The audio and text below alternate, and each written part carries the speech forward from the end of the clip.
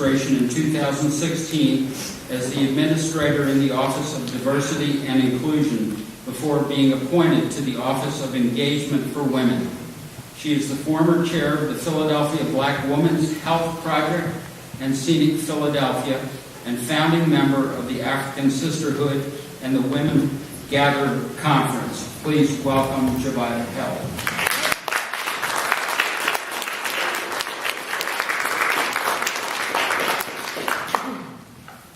Thank you for that introduction. I can't tell you what a pleasure it was for me to be here today. And I'm going to say in a public forum what I've only said privately to my sisters.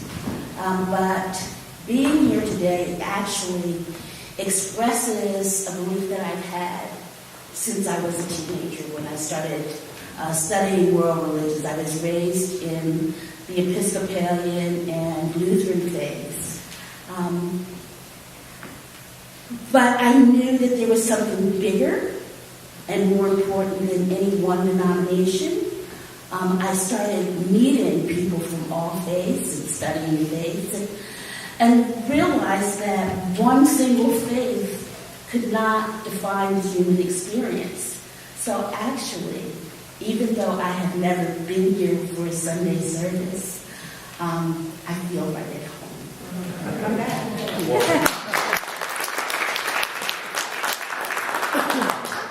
And this is also the first time when I've watched young people do their remarks and their notes from their phone.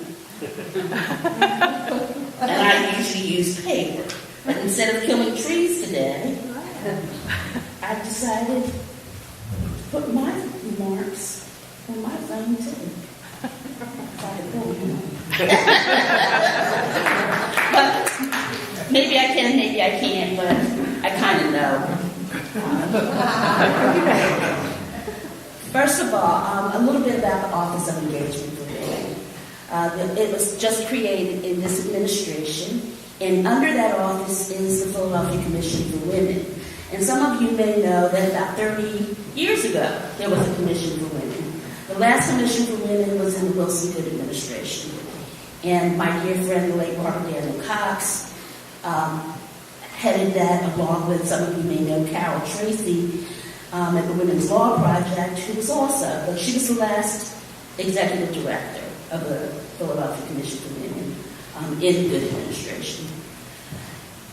The Commission for Women, though, it was by executive order, and it wasn't until 2015 that it was a ballot question that changed the amendment, the Home Rule Charter, the Philadelphia Home Rule Charter that gave us the Commission for Women. And under that charter change, I am the first executive director of the Philadelphia Commission for Women, along with the Office of Engagement for Women. We're placed under the umbrella of the Office of Public Engagement.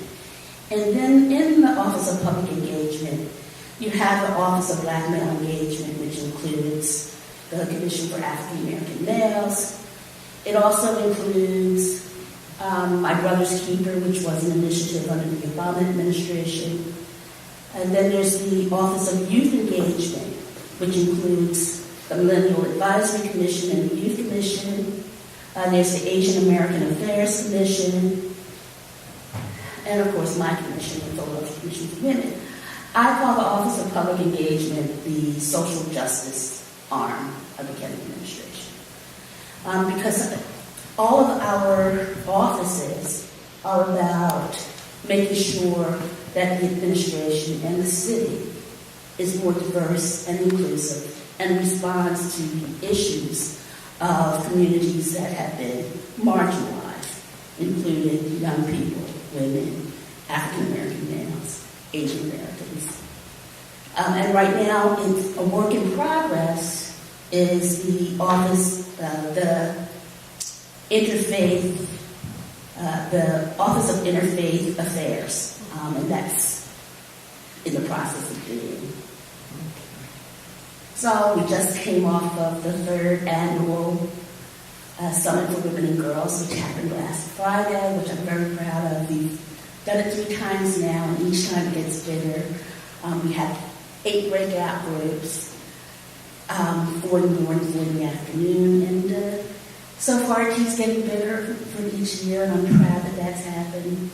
For 3 years, we have done in January a collection drive for survivors of human trafficking, so we've collected personal care items.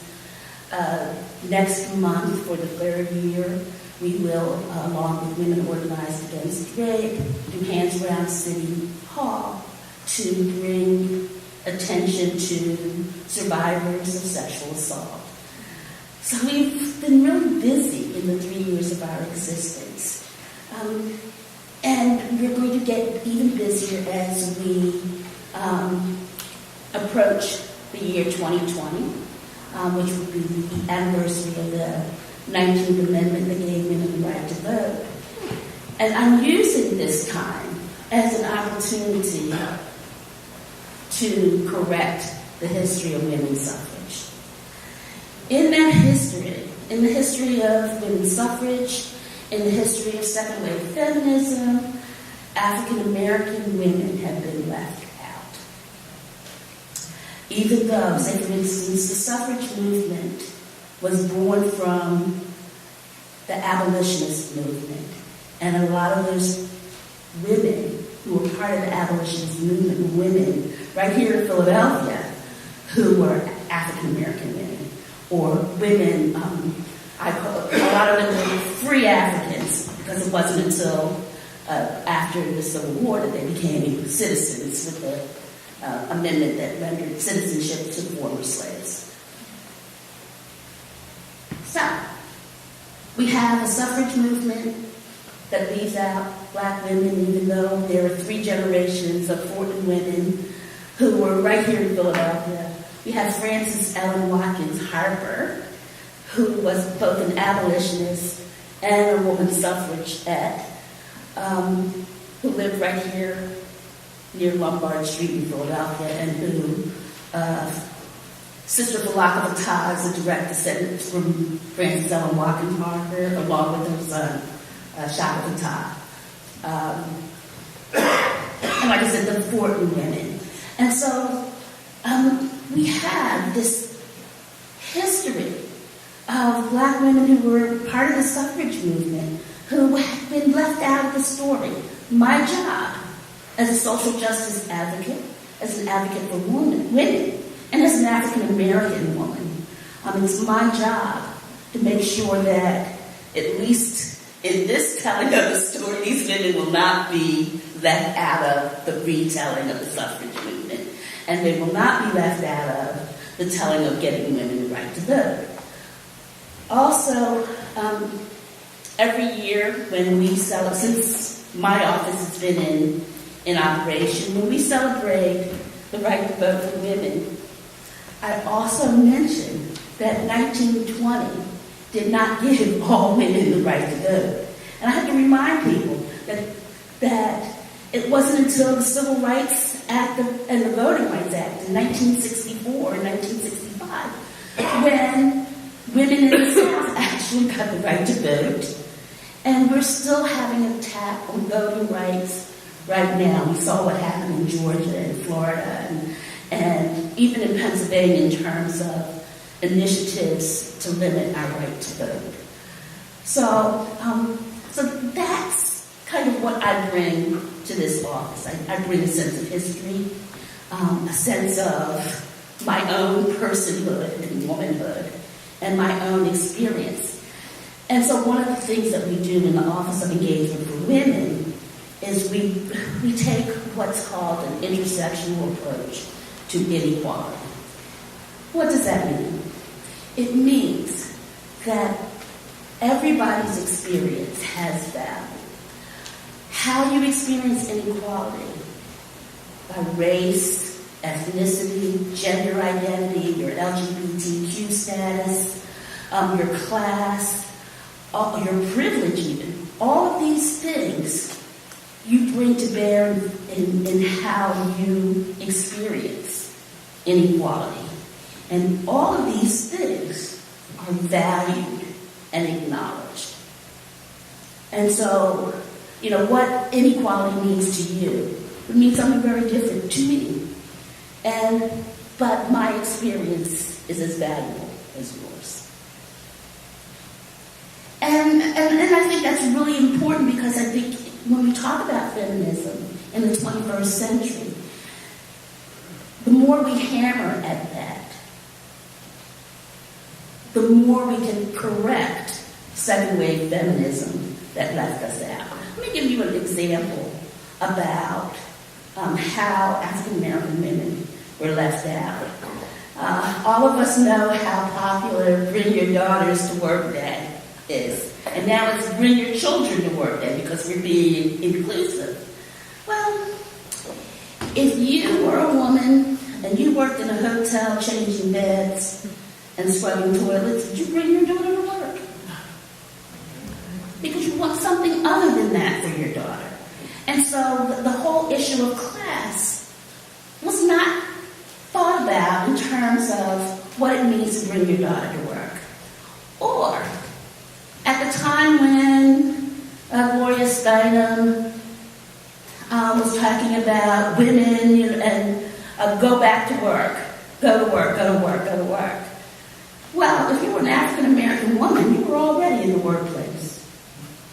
Okay, and to stay at home with your children and take care of your own children instead of somebody else's children, it was a luxury. So it didn't mean the same thing.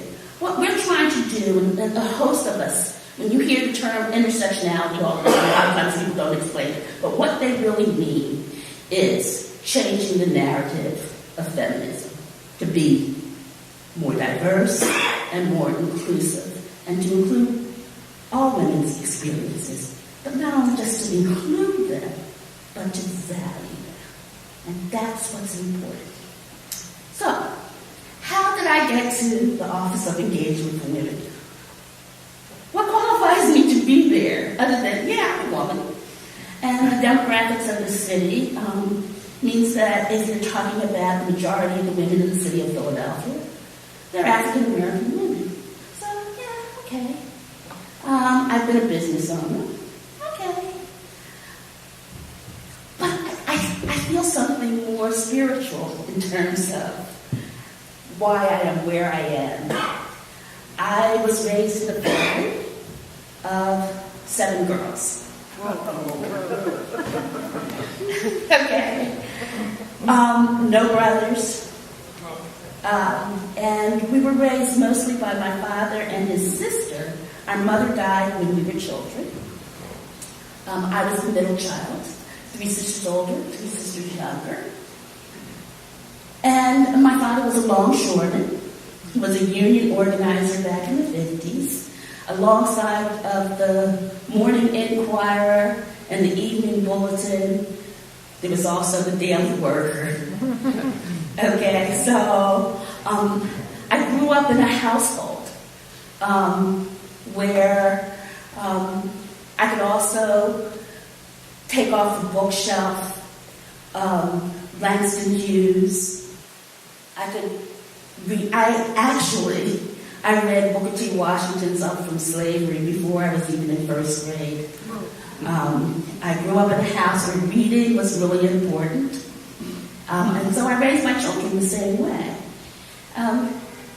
So that I also was fortunate, I say fortunate enough, to come of age at a time when there was a convergence of the civil rights movement, the anti-war movement, the Black Power movement, the civil rights movement, the feminist movement, all of these movements coming together at a time when I was forming who I was and what I wanted to be and the kind of person I wanted to be. At 14 years old, before I could vote, I was campaigning for the anti-war candidate. I couldn't vote for that candidate, but I was handing out literature and standing on street corners and going to anti-war demonstrations. And so by the time I was 18, it was 1972. I could not vote for Shirley Chisholm in 1972 because I had not yet turned 18. So I couldn't vote for her in the primary. But I was among the first of the 18-year-olds to get the right to vote in 1972. And I'm very proud that I've never, ever missed an election day. It was one time a few years ago, I was out of town, but I voted by absentee. So I've taken the right to vote very seriously. I've taken the fact that women should be anywhere and everywhere. My father, who raised these 7 big mouth daughters just like me, I never thought there was anything that we couldn't do because we were women. Because he always told us we could. And he always told us that we had a voice and our voice mattered. And so that's very important because every voice matters. And so I'm really pleased that the trajectory of my activism led to my career first as a journalist. I was the arts and entertainment editor at the Philadelphia Tribune, which meant that what I was writing about wasn't the same thing you'd read about in the Inquirer. I was writing about the people who were being left out, the people who weren't being written about. Those were my peeps. Those were the people that I was writing about. I am really proud that when I started writing a column for the Daily News, another social justice advocate, journalist, legend in Philadelphia, I was recruited by Chuck Stone. I was a producer for Black Perspective on the News, and my mentors were Asa Moore and Reggie Bryant. And then I shifted to development, and my mentor was Linda Waters Richardson. So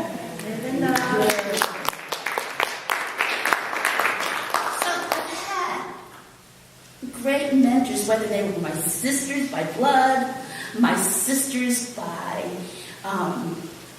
tradition, and sisters by social justice. A lot of people have led me to where I am right now. And so I was very fortunate that even when I was a filmmaker and producer, it was a work-for-hire company, but we were very fortunate that our clients were textbook publishers. And those textbook publishers wanted classroom videos on the civil rights movement, on multicultural celebrations. And so once again, I could take that social justice lens that I'd always had and take it into my professional work.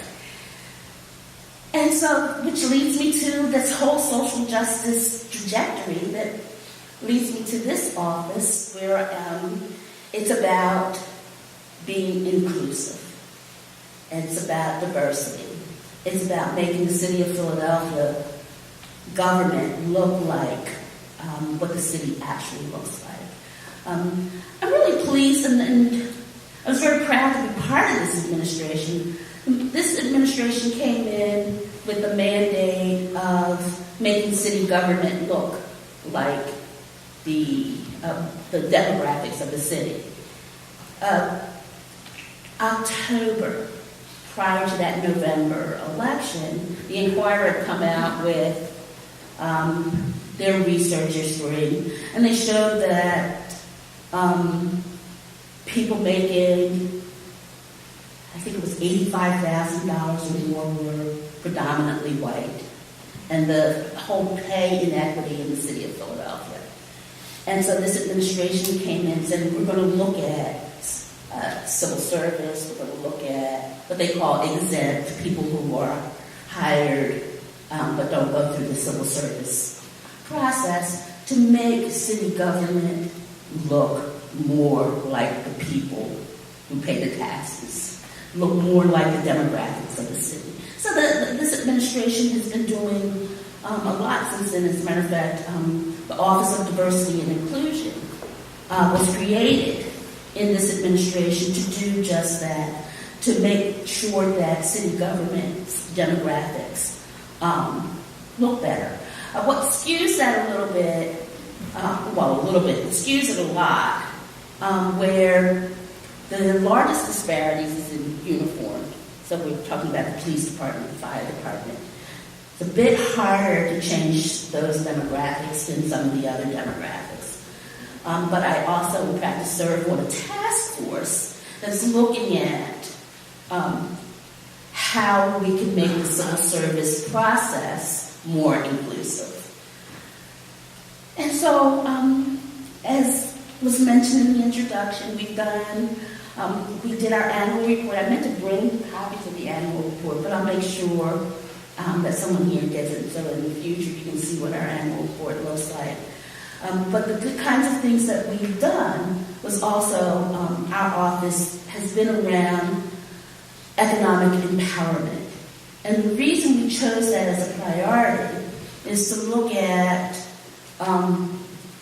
how we can have more, not just equality, but equity for women, and looking at economic empowerment as that entryway. And of course, looking at trying to reverse the 25.7% poverty rate of the city of Philadelphia. And so we looked at what exactly does that mean for women? Well, it means that something like 60% of all children under the age of 18 are living in single-parent homes, and the majority of those homes are homes headed by women. And a lot of those homes are headed by women of color.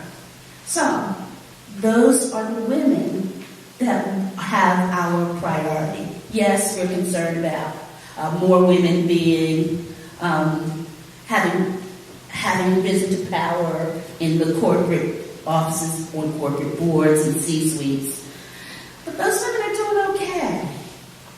Our priority is for those women who are not doing okay, which is why our office was supporting the sweetened beverage tax, because that tax funds pre-K. And the women who need it the most are the women who I care most about. Community schools, rebuild for renovating parks and recreation centers.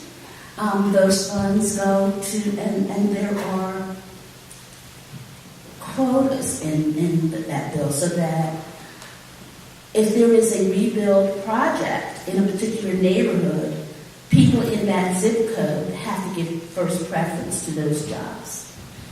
So I'm really proud that I've kind of gone full circle and that I'm still doing something that's very different from the work that I've done before, but it's still social justice work. And I'm proud to be doing this work. Thank you very much.